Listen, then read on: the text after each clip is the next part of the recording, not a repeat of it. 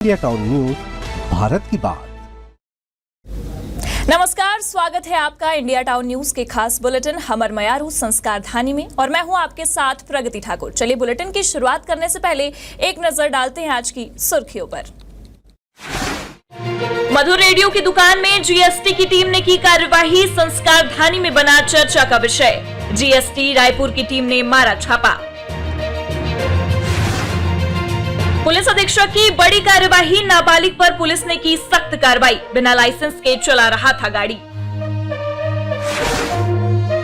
अवैध शराब का फल फूल रहा कारोबार, विभाग की मजबूरी, शराब क्यों है जरूरी, राजस्व घटने से माथे पर पड़ा बल, कैसे निकले हल। पंडालों के कारण शहर में लग रहा जाम, ट्रैफिक पुलिस को नहीं है जिम्मेदारियों का एहसास, आम जनता हो रही जाम से परेशान। घोर नक्सल क्षेत्र में निशुल्क चिकित्सा शिविर का आयोजन, ग्रामीण महिलाओं और बच्चों की जांच, निशुल्क दवाइयों का भी हुआ वितरण। छुई खदान बुनकर सहकारी समिति खदान की लोकप्रियता विदेशों में भी, हथकरघा वस्त्रों की ख्याति देश विदेश में, वर्तमान में बुनकर कर्मचारियों की है कमी। आवारा मवेशी बने किसानों के लिए परेशानी का सबब, फसलों को पहुंचा रहे नुकसान, किसानों ने लगाई कलेक्टर से मदद की गुहार।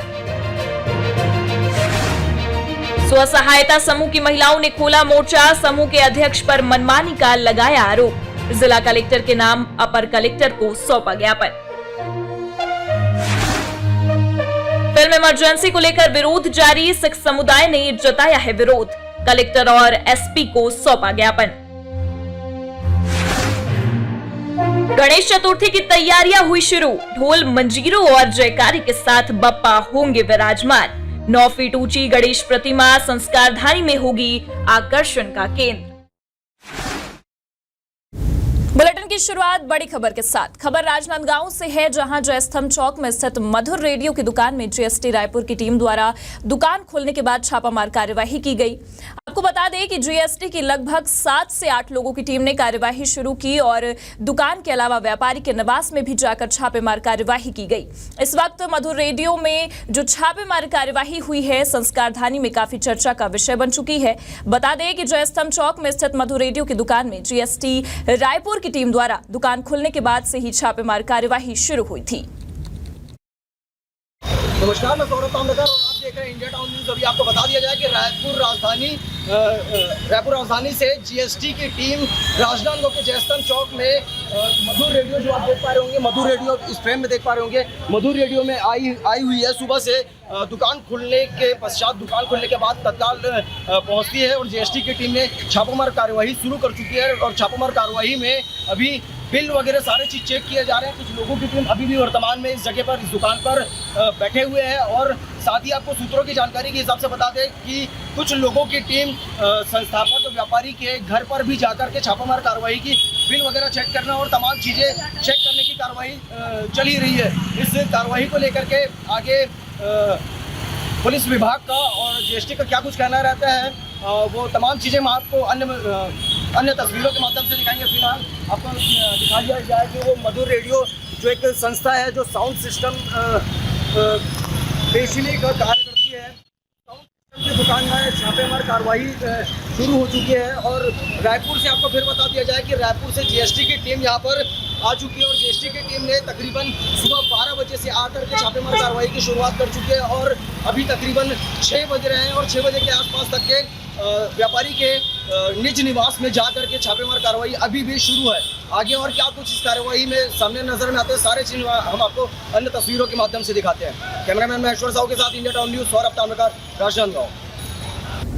रायपुर जीएसटी की टीम द्वारा की गई ये कार्यवाही इस वक्त संस्कार धानी में बड़ा विषय बन चुकी है।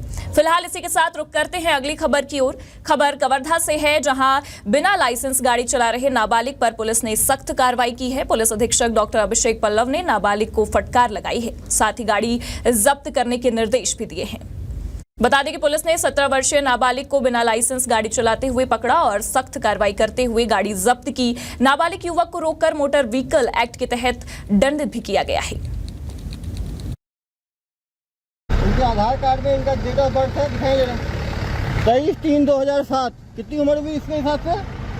17 साल है सर। 17 साल में तुम्हारा कैसे बन गया लाइसेंस? लाइसेंस नहीं है तुम्हारा? कितना लाइसेंस चला रहे हो? कैसे चला रहे हो गाड़ी तुम? सालों से चला रहे हो। देखिए भाई, सालों से चला रहे हैं।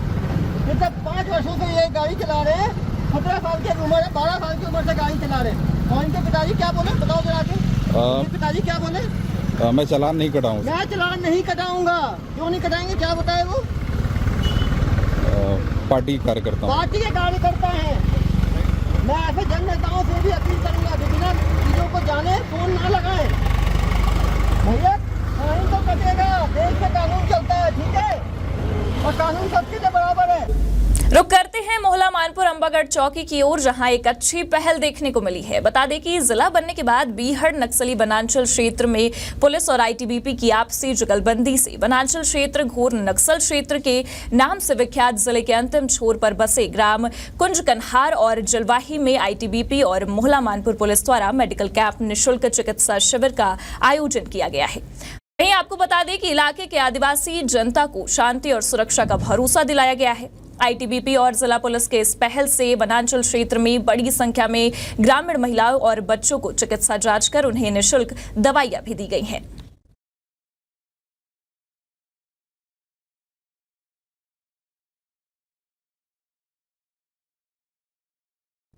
अगली खबर छुईखदान से है, जहां भारत की आजादी के बाद जब सहकारिता आंदोलन ने जोर पकड़ा, तब तत्कालीन विधायक स्वर्गीय अमृतलाल महोबिया ने बुनकरों के दयनीय स्थिति को देखते हुए छुईखदान बुनकर सहकारी समिति खदान की स्थापना की। बता दें कि इस समिति द्वारा निर्मित हथकरघा वस्त्रों को देश विदेश में भी इसकी ख्याति प्राप्त है। नगर की इस प्राचीन बुनकर सहकारी समिति में सूती वस्त्र, प्रिंटेड चादर, पिलो कवर, टॉवेल, आकर्षक मच्छरदानी सभी उपयोगी वस्त्रों का निर्माण भी किया जाता है। लेकिन फिलहाल की क्या स्थिति है, देखिए हमारी इस खास रिपोर्ट में।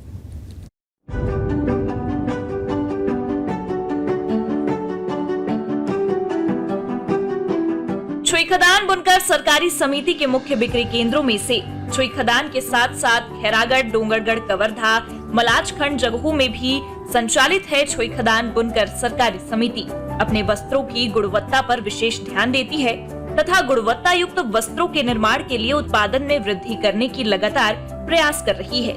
यहाँ बनी साड़ी, मच्छरदानी और चादरें समूचे मध्य प्रदेश में भी काफी लोकप्रिय थी, लेकिन अभी वर्तमान में कर्मचारियों की कमी बनी हुई है।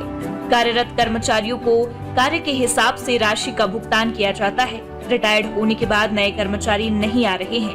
अन्य रोजगार से जुड़ जाना, जहां उन्हें ज्यादा पैसे मिलते हो, इसकी वजह से भी बुनकर में कर्मचारियों की कमी बनी हुई है। हमारे यहाँ वर्तमान में वेब इंडिया का काम भी चल रहा था, कुछ धीमा हो गया है और उसको प्रयास में लगे हैं कि उसका और ऑर्डर मिलता रहे।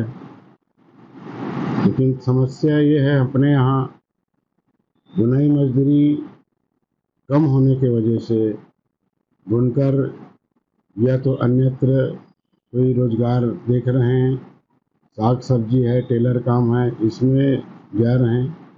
इसलिए बुनकरों की यहाँ समस्या है। दिनों दिन संस्था में बुनकर कम हो रहे हैं, जिससे समिति को बहुत क्षति हो रहा है। तो हम चाहते हैं कि शासन इस ओर अधिक से अधिक ध्यान दे, ताकि जो नए बुनकर यहाँ आना नहीं चाहते हैं वो भी इस ओर आकर्षित हो, ताकि इस संस्था को और आगे बढ़ाया जा सके।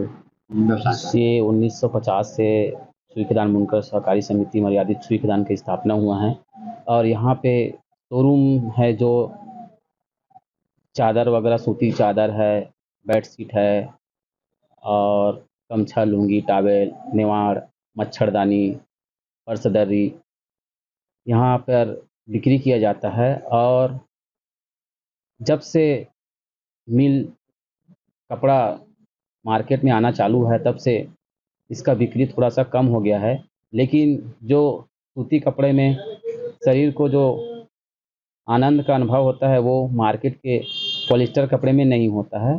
तो मैं कहूँगा कि सूती कपड़े का उपयोग ज़्यादा से ज़्यादा करें। आपको आपको बता दें कि वर्षों से उपेक्षित पड़े बुनकर सरकारी समिति छुई खदान के उत्थान के लिए पिछले समय कांग्रेस शासनकाल में सामान्य सुविधा केंद्र हेतु 2 करोड़ 50 लाख की प्रशासकीय स्वीकृति भी दी गई है। पहले फेज में भवन के निर्माण किया जा रहा है। कार्य की प्रगति फिलहाल धीमी है। भवन निर्माण के बाद पुराने भवन के जो उपकरण उसमें शिफ्ट होंगे, फिर पुराने भवन का निर्माण भी किया जाएगा। हमारा काड़ा भारत था, भीतर में वही काम। हाँ वही काम है, सब लेडीज यही काम करते हैं, जेंट्स मन मांगा भी नहीं। दिन भर जो काम करते कितना पैसा नहीं? कहाँ 100 रुपया नहीं पड़ा है मान लो से दिन भर में। ये कपड़ा बुने हाथ करता। ये कहाँ जाए? शोरूम में जाए। कितना पैसा नहीं? इलाज जैसे 25 रुपया देवा था। 25 रुपया। दिन भर में कितना पैसा मिल जाए? दिन भर में कितना पैसा मिल जाता? 150 करीब। 150 रुपया मिला था। आपको बता दें कि सन 1996 और 97 में छुई खदान बुनकर सरकारी समिति ने स्वीडन में स्वनिर्मित सूती हाथकरघा वस्त्रों का निर्यात कर न केवल छुई खदान बल्कि पूरे छत्तीसगढ़ प्रदेश को गौरवान्वित किया था। समिति पिछले वर्षों से फैब इंडिया नई दिल्ली को सूती वस्त्रों की सप्लाई भी कर रही है। वर्तमान में समिति के अध्यक्ष जीवन लाल देवांगन है। समिति विदेश में निर्यात के लिए विशेष वस्त्र तैयार करके बुनकरों को प्रशिक्षित करने का प्रयास कर रही है। अब अपनी स्थापना के 74 वर्ष की ओर अग्रसर इस समिति ने अपनी उपयोगिता सिद्ध कर दी है। हालांकि समिति चाहती है सरकार इस ओर ज्यादा से ज्यादा ध्यान दे। ये कहा काम के बुनाई काम चलते यार, और मीटर हिसाब 35 मीटर वाले चलते। और यहाँ ऑफिस में जाल जमा होते के बाद बिक्री केंद्र में माल बिकते हैं। दिन भर में आप लगाते? हाँ ये है ना 95 रुपया पर से 1 नक्के 2 मीटर पीस पहन के 95 रुपये पर से रेट है। हाँ तो ज़्यादा 2.5-3 नक्के आसपास बिना थे। दिन भर में आप कितना पैसा मिल जाए? हाँ वही लगभग 250 पकड़ ले। नमस्कार, मैं हूं करण सिंह ठाकुर और इस वक्त मैं खड़ा हूं छुई खदान बुनकर सहकारी समिति। आपको बता दूं कि भारत की आज़ादी के बाद जब सहकारिता आंदोलन ने जोर पकड़ा, तब उस वक्त के तत्कालीन विधायक स्वर्गीय श्री अमृतलाल जी महोदया ने बुनकरों की दयनीय स्थिति को देखते हुए छुई खदान बुनकर सहकारी समिति की स्थापना की। स्थापना के लगभग 74 वर्ष पूरे हो चुके हैं। यहाँ पर अभी सूती वस्त्र अधिकतर निर्माण किया जाता है, जिसमें टावेल, लुंगी, प्रिंटेड चादर, पिलो कवर आदि। पहले समय में इसमें बहुत ज़्यादा देश विदेश में ख्याति प्राप्त था और बुनकरों की हालत बहुत खराब थी। तो कांग्रेस शासनकाल में, पिछले समय कांग्रेस शासनकाल में प्रशासकीय स्वीकृति लगभग 2.5 करोड़ की बुनकरों को उत्थान के लिए दिया गया था और दिया गया है। और इसमें पिछले तो भवन बनाया जा रहा है, जिसमें पहले फेज में भवन का निर्माण किया जा रहा है। जब ये भवन बन जाएगा तो जितने भी पुराने भवन के जो उपकरण है उसमें शिफ्ट होंगे और फिर इस पुराने भवन का निर्माण किया जाएगा। हालांकि जो सूती वस्त्र है यहाँ के काफ़ी महंगे हैं और बाजार में चूँकि सूती वस्त्र सस्ते दामों में मिल जाते हैं, इसलिए यहाँ थोड़ी ग्राहकी में भी कमी आई है। लेकिन जब हमने यहाँ के मैनेजर से बात की तो उनका कहना है कि प्रशासन ज़्यादा से ज़्यादा सहयोग दे तो और ज़्यादा उसका प्रगति होगा। अभी 6 उत्पादन केंद्र हैं, पिछले समय से कुछ कम हुए हैं। 6 उत्पादन केंद्र है और इसमें मलाजखंड भी शामिल है, मध्य प्रदेश का खारेगढ़ छुई खदान के अलावा। लेकिन काफ़ी लोकप्रिय अभी भी लोग आते हैं और सूती वस्त्र खरीद के ले जाते हैं, जैसे प्रिंटेड चादर हो, पिलो चादर हो, और काफ़ी लोकप्रिय है, प्राचीन है नगर का ये।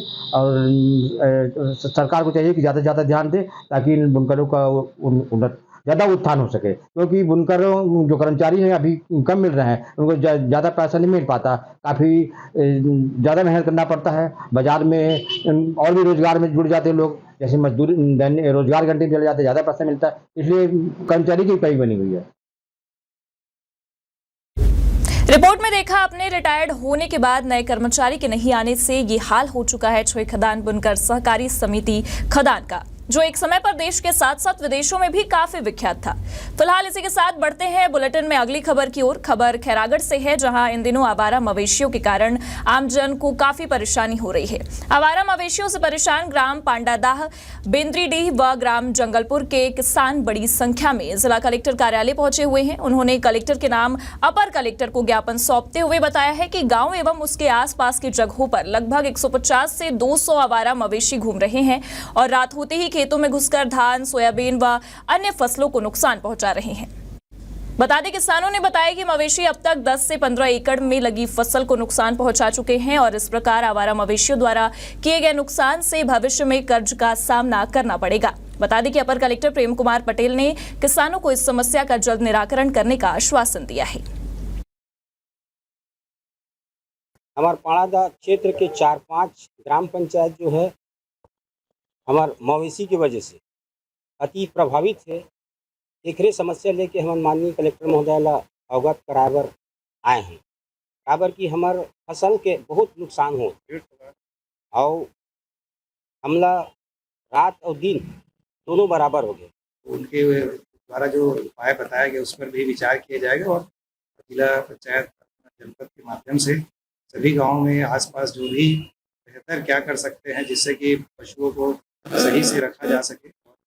लोगों का जो किसान के जो खेत हैं उसमें जो चरने से नुकसान हो रहा है वो भी उसकी भी व्यवस्था की जा सके ताकि आने वाले समय में, अभी तो धान है वो छोटा छोटा है, बाद में उसमें धान में जैसे बाल आ जाते हैं, दाना जाता है तो ज़्यादा नुकसान होता है। इसीलिए पूर्व तैयारी कर ली जाएगी जिससे कि आने वाले समय में किसानों को नुकसान। फिल्म इमरजेंसी को लेकर इन दिनों पूरे देश में विरोध प्रदर्शन जारी है। इसी के साथ बता दें कि फिल्म इमरजेंसी के कुछ विरोधाभासी सीन्स के विरोध में छत्तीसगढ़ सिख पंचायत एवं सभी गुरुद्वारा प्रबंधक कमेटी द्वारा विरोध जताते हुए दुर्ग कलेक्टर और एसपी को ज्ञापन सौंपा गया है। पंचायत के अध्यक्ष जसबीर सिंह चहल ने बताया है कि पूर्व प्रधानमंत्री इंदिरा गांधी के जीवन पर आधारित फिल्म इमरजेंसी का ट्रेलर सोशल मीडिया पर रिलीज किया गया था। बता दें कि सिख समुदाय के लोगों का ये कहना है कि ये फिल्म सिख समुदाय के प्रति नफरत को बढ़ावा दे सकती है, क्योंकि फिल्म के एक सीन में बस पर सिखों द्वारा अंधाधुंध फायरिंग करते हुए दिखाया गया है, जो कि फिल्म के ट्रेलर में गलत ऐतिहासिक तथ्यों को दर्शाया गया है, जिससे स्पष्ट हो रहा है कि फिल्म सिख समुदाय के प्रति नफरत को बढ़ावा देगी। सदस्यों ने मांग की है कि विरोधाभासी सीन को तत्काल हटाया जाए, नहीं तो फिल्म रिलीज होने पर भारी विरोध का सामना करना पड़ सकता है। आज हम लोग पूरे समाज की तरफ से आए हैं जो कि एक उसके विरोध में, क्यों वो सिख समाज को बदनाम करने के लिए सब चीज़ें बनाई गई है, जो कि कंगना रनौत के जो शुरू से ही एक चीज़ एक हमारे समाज को बदनाम करने के लिए लगी है। और उसके लिए हम कलेक्टर साहब से और एसपी साहब से रिक्वेस्ट कर रहे हैं कि ये पिक्चर यहाँ लगनी नहीं चाहिए। अगर लगेगी तो फिर आप लोग देखिए, हम जो कोई माहौल बिगड़ता है तो सिख समाज जिम्मेदार नहीं है, क्यों हम उसका विरोध करेंगे, कहीं भी लगेगी उसको हम लगने नहीं देंगे। इसी के साथ फिलहाल वक्त हो चुका है एक छोटे से ब्रेक का। देखते रहिए इंडिया टाउन न्यूज। अब खबर आपकी उंगलियों पर, खबरों से परे, हर खबर पर हमारा नजरिया।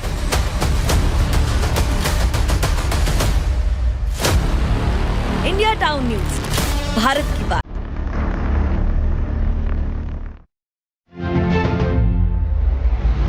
बस्तर की बहार से लेकर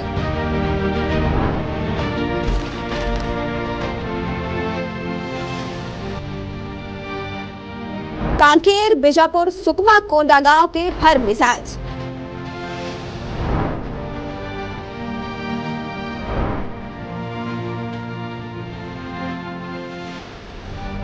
नारायणपुर और दंतेवाड़ा की भी हर खबर पर होगी खास नजर।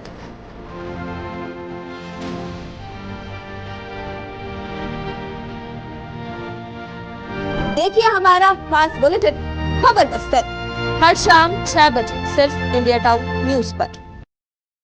ब्रेक के बाद आप सभी दर्शकों का स्वागत है। बढ़ते हैं अगली खबर की ओर। खबर प्रदेश की संस्कारधानी राजनांदगांव से है, जहां जिले भर में बप्पा के आगमन की धूम देखी जा रही है। गणेश चतुर्थी पर नगर सहित जिले भर में अनेकों स्थानों पर गणेश भगवान की प्रतिमा स्थापित की जाएगी। ढोल मंजीरों और जयकारे के साथ गणपति को पंडालों तक ले जाया जाएगा।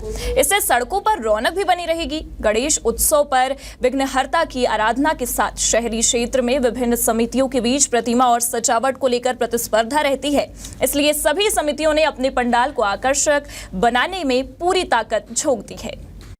बता दें, नगर में प्रमुख रूप से रेलवे स्टेशन, जयस्तंभ चौक, बसंतपुर थाना चौक, कामठी लाइन, आजाद चौक, गन चौक और ब्राह्मणपारा सहित 1 दर्जन स्थानों में बड़े पंडाल लगाए जाते हैं। आजाद युवा गणेश उत्सव समिति द्वारा दगड़ू सेठ की 9 फीट ऊंची गणेश प्रतिमा के नाम से विराजित भी की जाएगी। इसके साथ ही आकर्षण स्वर्ण महल की तर्ज पर पंडाल भी बनाया जा रहा है।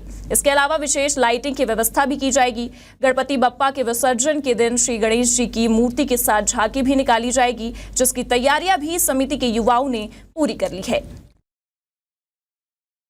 पहले हम लोग स्थल झांकी का निर्माण करते थे, अब स्थल झांकी का थोड़ा सा जगह की शॉर्टेज पड़ती है, तो अब स्थल सजावट का काम जो है हमारा डेकोरेशन का, उसको हमने प्रमुखता से लिया है।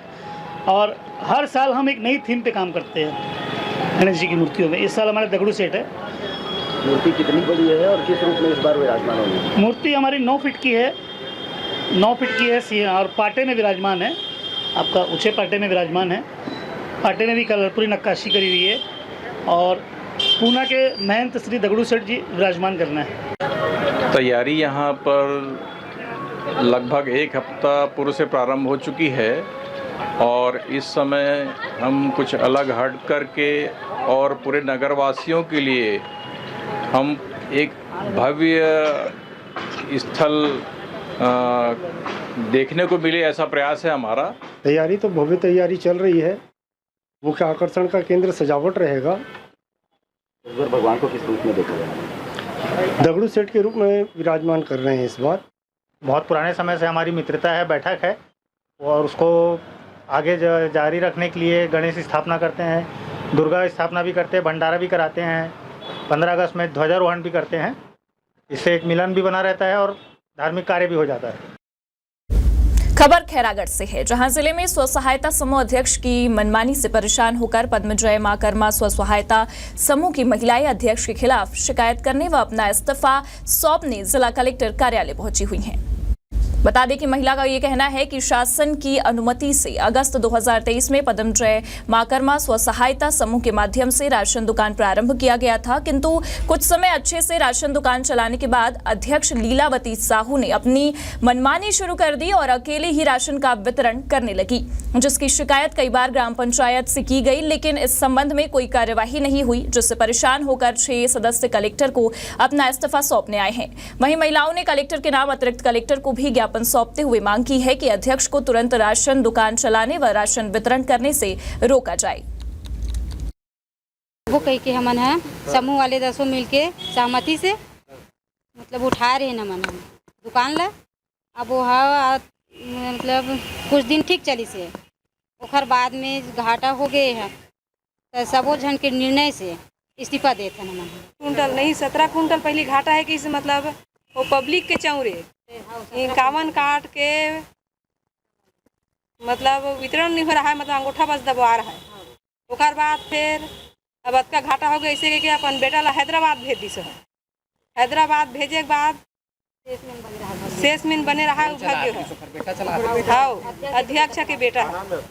छुई खदान ब्लॉक के जो नचनिया ग्राम है वहाँ पर हमारा जो राशन दुकान है उसका संचालन है उस समूह के द्वारा किया जा रहा था। तो जो शिकायत करने जो महिलाएं आई थी वो समूह की सदस्य हैं। उनका कहना है कि जो समूह की अध्यक्ष हैं और उनके जो बेटे हैं वो मिलकर संचालन सही से नहीं कर रहे, जिससे कि जो समूह है उसको भरपाई करना पड़ रहा है और उनको नुकसान हो रहा है आर्थिक रूप से। तो वो लोग हैं चाहते हैं कि उनका संचालन बंद कर दिया जाए। इस संबंध में आवेदन दिया है। तो अभी प्रारंभिक रूप से पूर्व अधिकारी जो है उनसे इस पर रिपोर्ट लिया जाएगा और आगे जो भी रूल्स के तहत है और अगर कोई इसमें अनियमितता भी कर रहे हैं समूह के जो अध्यक्ष के माध्यम से उन पर भी नियमानुसार प्रदेश की संस्कारधानी राजनांदगांव का नाम हॉकी और झांकी को लेकर एक अलग पहचान रखता है। बाजार में गणेश चतुर्थी की धूम है, जिस कारण जगह जगह बप्पा के आगमन की तैयारियां शुरू हो चुकी हैं। सड़कों पर लगने वाले पंडाल के कारण हर शाम 4 घंटे का जाम निश्चित हो गया है, जिस पर ट्रैफिक पुलिस और नगर निगम का कोई एक्शन नजर नहीं आता है। इस समस्या पर ग्राउंड जीरो पर जाकर हमारी रिपोर्टर मानसी ने लोगों से बातचीत की है, तब उन्होंने क्या कुछ कहा है, देखिए इस खास रिपोर्ट में।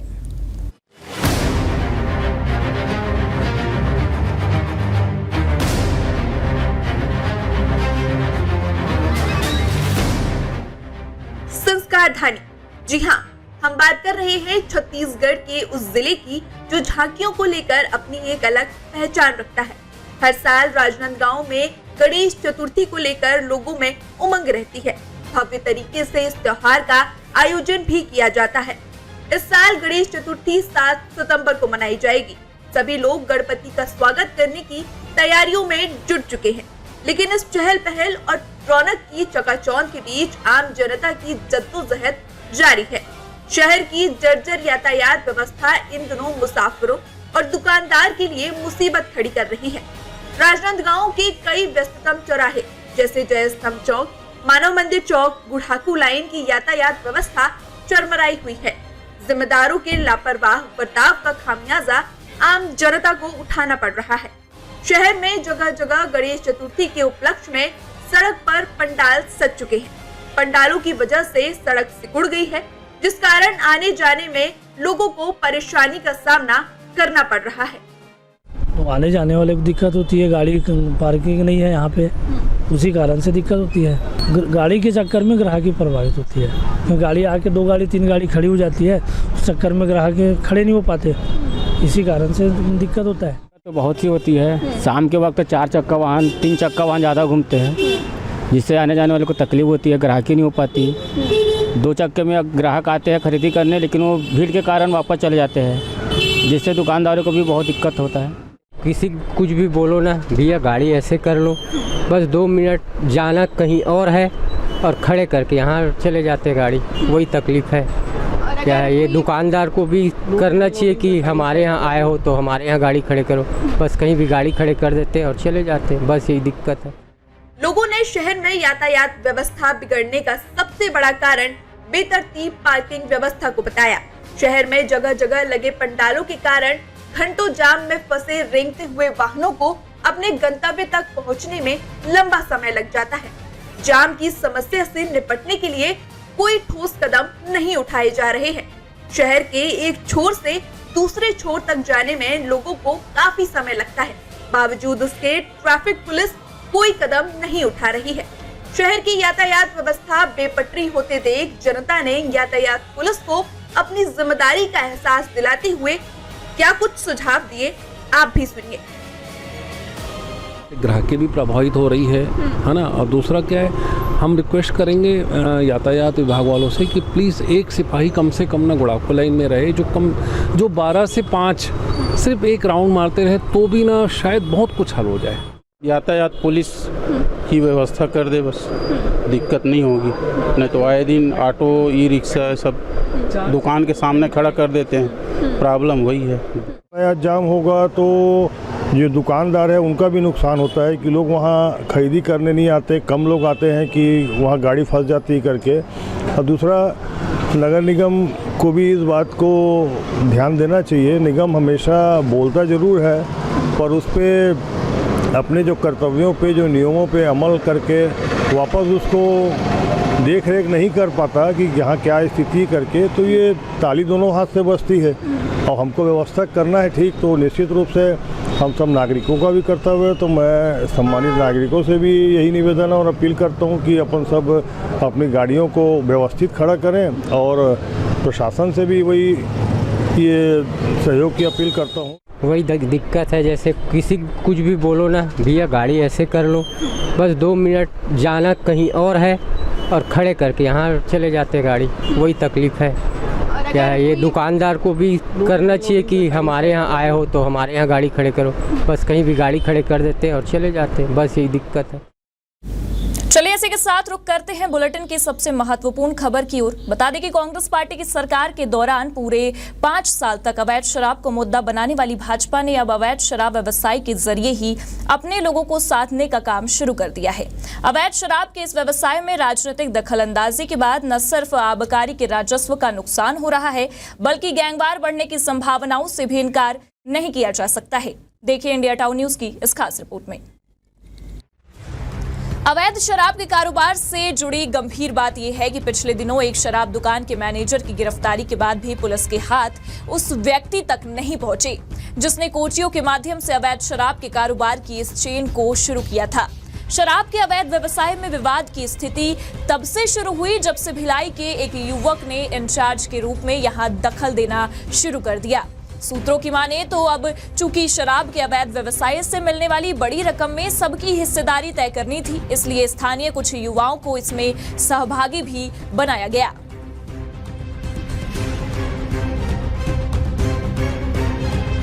शराब के इस अवैध धंधे में डोंगरगढ़ में तो उन लोगों को काम पर लगाया गया है जो कांग्रेस के समय में भी जिम्मेदारी से इसी काम में लिप्त थे।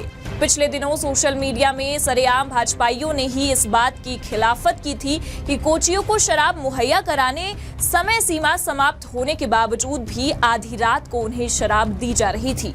और बड़ी बात की इस मामले के वीडियो भी भाजपाइयों ने ही जारी किए। शराब के मामले में राजनीतिक रसूखदारों की लड़ाई में वर्तमान काम बंद हो गया है और शराब की बिक्री घटने से विभाग की चिंता बढ़ चुकी है। अब ऐसे हालातों में मध्य प्रदेश और महाराष्ट्र से अवैध शराब की तस्करी होने की संभावनाएं बढ़ गई हैं।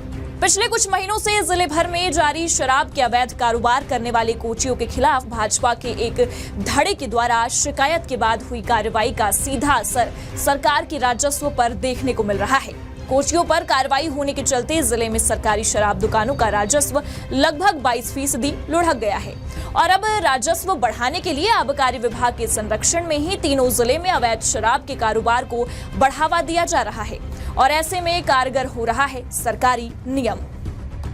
प्रदेश सरकार के नियम की अगर बात की जाए तो उसके अनुसार एक व्यक्ति अपने पास 5 लीटर तक शराब रख सकता है, लेकिन पिछले कुछ महीनों में पुलिस ने ऐसी कार्रवाई भी की है कि जब व्यक्ति के पास 5 लीटर से कम शराब मिली।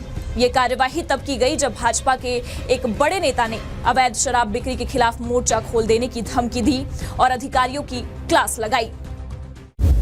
कई इलाकों में शराब लाकर बेची जा रही है जिसकी जानकारी आबकारी विभाग को भी है, लेकिन उन्हें फुर्सत ही नहीं है शायद ऐसे मामलों में ध्यान देने की।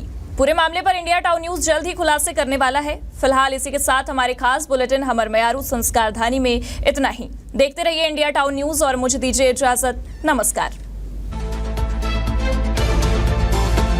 आप देख रहे हैं इंडिया टाउन न्यूज, भारत की बात।